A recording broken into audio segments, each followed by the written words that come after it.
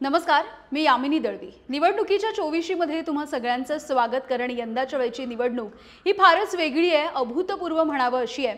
कारण इतके पक्ष कधीच याआधी आपण पाहिलेले नाहीयेत। प्रचारामधले इतके मुद्दे सुद्धा याआधी कधीच नव्हते।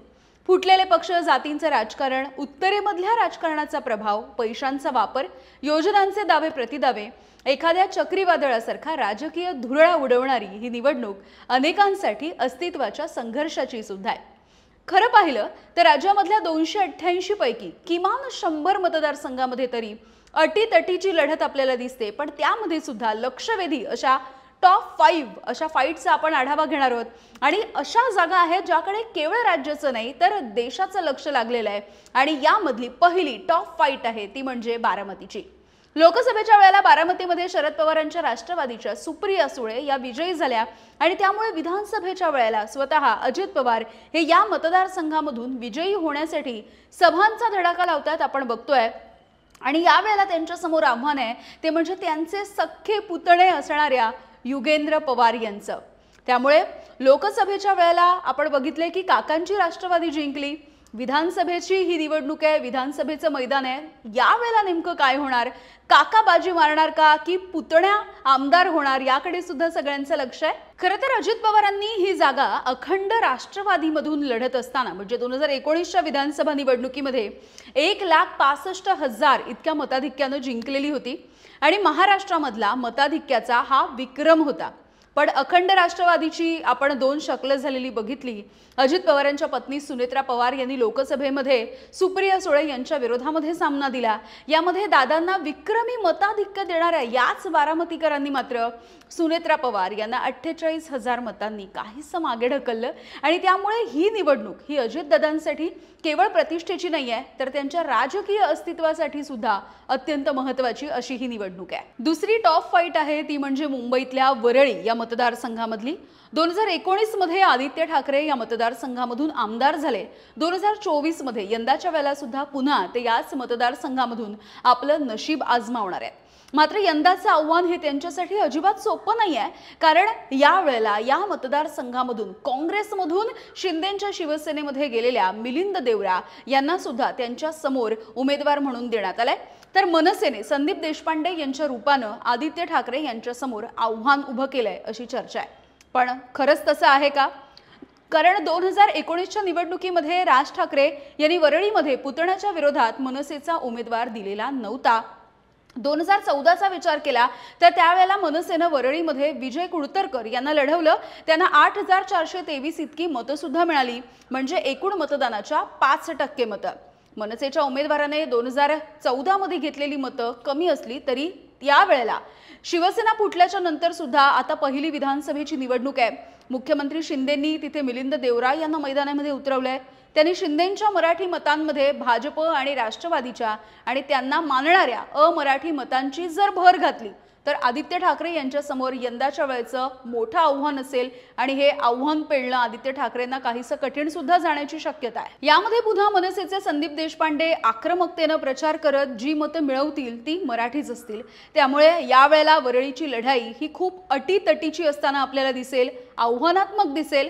वरळी ते लोअर परळ हा या टप्पा जर बघितला तर मराठी भागांमधल्या शिवसेनेची मजबूत बांधणी आहे आणि स्वच्छ आपुलकीची प्रतिमा या बळावरती आदित्य ठाकरे हा सामना जिंकणार का हे बघणं महत्त्वाचं आहे।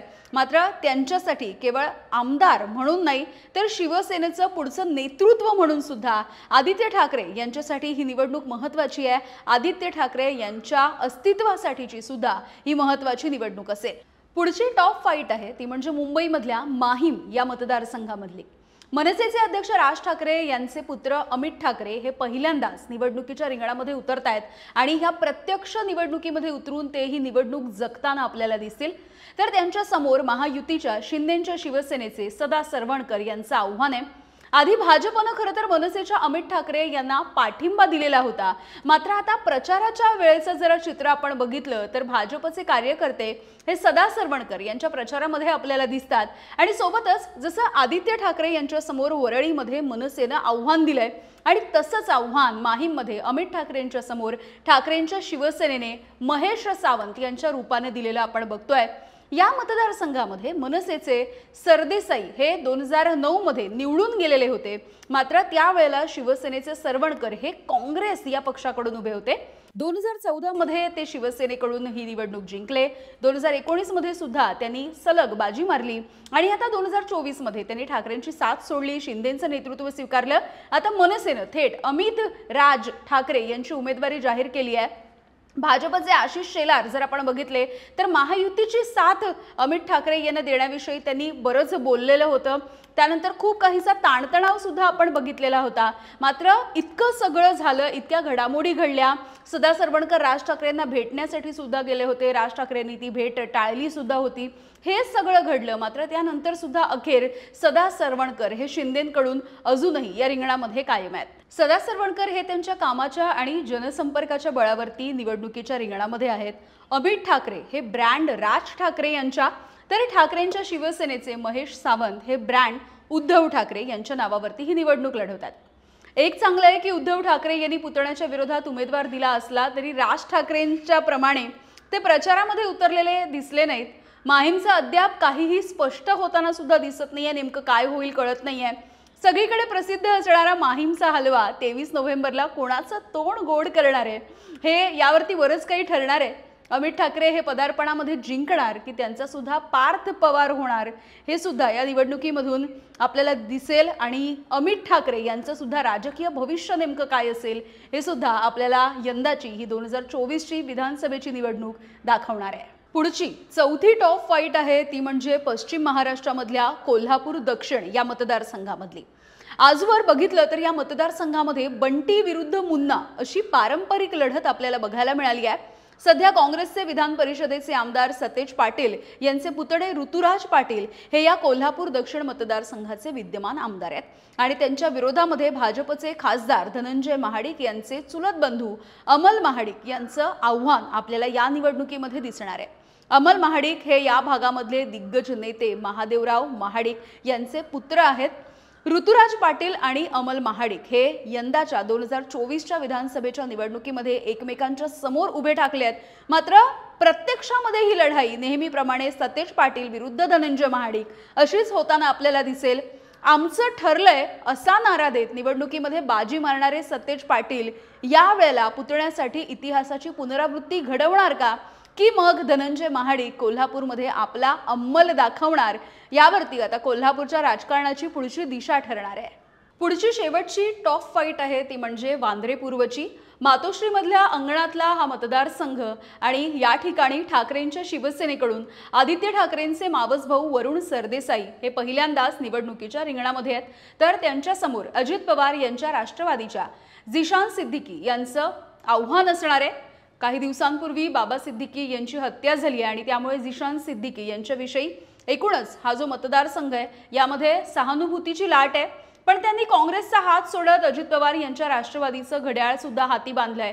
बेहरामपाडा भारतनगरच्या जे मुसलमान मतदार आहेत त्यांना भाजप आणि महायुतीमधल्या पक्षाला मत देणं किती भावेल किंवा मग त्यापेक्षा लोकसभेच्या वेळेला महाराष्ट्रामध्ये महाविकास आघाडीला त्यांनी मतदान केलं होतं आणि यामध्ये सुद्धा ठाकरेंच्या शिवसेनेच्या मशालीला त्यांनी मत दिलं होतं। यावेळेला नेमकं ते काय करणार ते बघणं सुद्धा महत्त्वाचं आहे। शिवसेनेच्या माजी आमदार तृप्ती सावंत यांनी भाजप सोडून मनसेच्या इंजिनामधून आपला प्रवास सुरू केलेला आहे, त्यामुळे त्या नेमक्या किती मतं घेतात या सगळ्यावरती वांद्र्याची लढाई कोण जिंकणार हे अवलंबून असेल। उद्धव ठाकरेंचं मातोश्री निवासस्थान हे याच मतदारसंघात आहे आणि त्यामुळे वरुण सरदेसाई आणि पर्यायानं ठाकरेंसाठी ही निवडणूक अत्यंत प्रतिष्ठेची अशी झाली आहे। तर दुसरीकडे जे उमेदवार त्यांच्या समोर उभे आहेत झिशान सिद्दीकी, या झिशान सिद्दीकी यांच्यासाठी ही निवडणूक ही त्यांच्या अस्तित्वाची महत्त्वाची लढाई असेल। एबीपी माझा, उघडा डोळे बघा नीट।